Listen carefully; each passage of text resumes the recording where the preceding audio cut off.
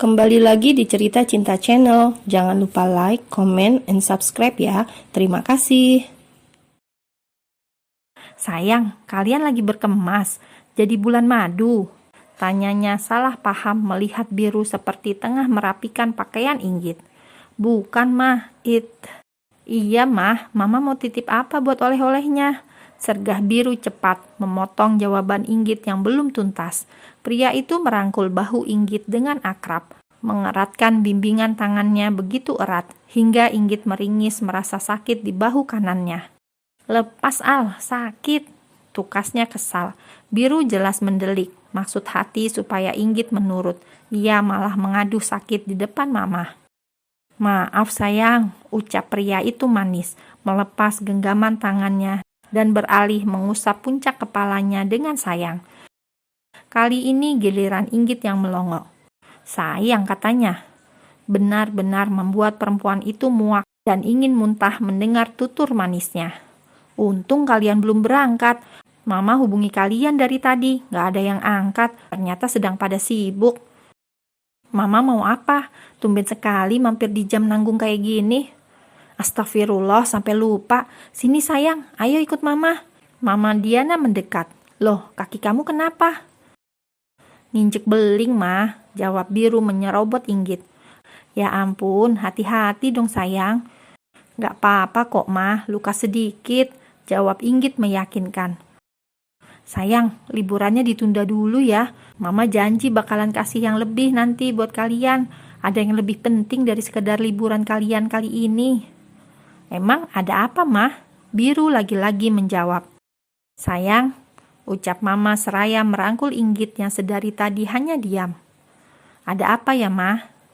Tanya gadis itu bingung. Romomu masuk rumah sakit, nak. Ibumu tadi telepon mama minta tolong untuk menjemputmu karena telepon kalian tidak ada yang angkat, kata Mama Diana lirih. Inggit terdiam sejenak. Tiba-tiba tubuhnya menjadi lemas. Kepalanya mendadak pening mendengar kabar tentang ayahnya. Inggit, kamu kenapa sayang? Ucap Mama khawatir melihat menantunya menjadi pucat pasi. Gak apa-apa, Mah. Romo sakit apa? Aku ingin ke sana, ujarnya sendu. Seketika rangkaian kata yang tersusun atas masalah dirinya pun ambyar dari memori otaknya. Semua yang sudah tersusun rapi mendadak ngeblank tak tersisa. Sehari tanpa kabar dari Inggit, Ares merasa gusar. Makan tak kenyang, tidur tak nyenyak, mandi pun tak basah.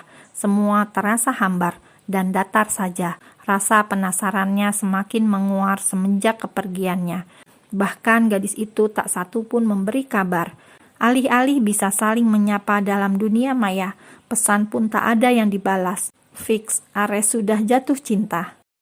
Pria itu menghubungi Edo, akibat dari rasa yang antah berantahnya. Kerja pun tak nyaman, tugas kuliah mangkrak. Semua terasa tak bersemangat. Tiba-tiba pria itu rindu. Rasa penasaran nan menggebu. Begitu menatap layar ponsel tanpa pesan darinya. Ini baru sehari, bagaimana kalau seminggu, sebulan, bahkan lebih? Sepertinya pria itu akan mengalami gangguan rindu yang teramat menggebu. Ares, kata Om Zidan, presentasi kamu berantakan tadi di kantor. Kamu kenapa tidak fokus? Tidak biasanya kamu mengecewakan ayah, tegur Darren terhadap putranya. Darren yang fokus menghandle kampus terpaksa mendoktrin anaknya untuk menyukai dunia perusahaan. Semenjak dari bangku SMA, Ares sudah terbiasa dengan bisnis. Walaupun sebenarnya hobi pria itu bukan di sana. Namun karena ayahnya mewariskan dan mempercayakan kemampuannya di sana, Ares dituntut multi-talent dalam segala hal. Pria muda mapan itu bahkan sampai tak punya waktu banyak untuk dirinya. Kerja, kuliah, kerja, kuliah. Begitulah judulnya, walaupun kadang masih terlihat suka-suka. Ares mempunyai tanggung jawab yang besar di bawah bimbingan Zidan yang notabene om dari Ares. Maaf ayah, Ares akan perbaiki besok, ucapnya sungguh-sungguh dengan penuh nada penyesalan. Saat ini mereka tengah makan malam bersama. Bunda Naya bahkan menangkap gelagat putranya yang tak biasa. Darren tipikal orang yang sangat disiplin dalam segala hal, termasuk dalam mendidik anak mereka. Laki-laki itu begitu tegas dalam menerapkan setiap aturan orang-orang di dekatnya. "Ayah, usia berapa ayah menikah?" tanyanya penasaran. Darren dan Naya yang tengah mengunyah makanan terdiam, lalu menatap putranya secara bersama. "Kalau tidak salah, sekitar 28 tahun ayah meminang bundamu. Kenapa? Kamu mau menikah? Sudah punya kandidat untuk dilamar?" tanyanya penuh selidik. "Belum," jawab Ares datar. "OTW menuju halal," sambungnya lagi. Ares tersenyum sendiri membayangkan kelak bisa merajut kasih dengan Inggit. Pria itu begitu mendamba, tanpa ia ketahui dirinya telah mengagumi istri orang. Ares menghubungi Edo dan meminta bantuan pria itu untuk menyelidiki wanita yang telah meninggalkan jejak nama di hatinya. Kenangan 2 malam di apartemennya begitu membekas. Walaupun gadis itu penuh misteri, Ares yakin Inggit gadis yang baik dan unik. Lain Ares, lain juga Inggit. Gadis itu menatap sayu wajah Romonya yang terbaring lemah di ranjang rumah sakit. Bahkan semenjak kedatangannya, gadis itu belum beranjak dari sana. "Bu, ibu istirahatlah, biar Romo, Inggit yang jaga," ucap gadis itu lembut. "Jangan sayang, nanti kalau Romo butuh apa-apa, kamu nggak bisa, Ndok. Lebih baik kamu pulang saja. Besok gampang kesini lagi. Kasihan suamimu masih menunggu di luar," ucap ibu bijak. "Biru ngapain sih pakai acara nungguin segala? Cari muka banget."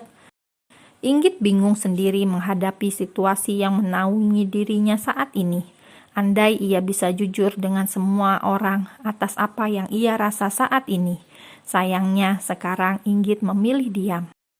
"Tapi Bu, Inggit masih pingin di sini nungguin Romo, masih kangen juga dengan ibu," ucapnya sendu. Tak ada pilihan untuk dirinya saat ini. Inggit benar-benar tak ingin pulang ke rumah itu lagi. Andai ibu dan Romo tahu saat ini bahkan anak mereka tengah merencanakan sebuah perpisahan. Andai mereka tahu pernikahan mereka hanya sebuah formalitas bagi keduanya. Sungguh perempuan itu mendamba akan kebebasan untuk dirinya saat ini. "Nak Biru, titip Inggit ya. Sebaiknya istirahat di rumah saja. Besok kesini lagi," pesan ibu melepas kepulangan Inggit. "Iya Bu, kita pulang dulu. Insya Allah besok kita kesini lagi.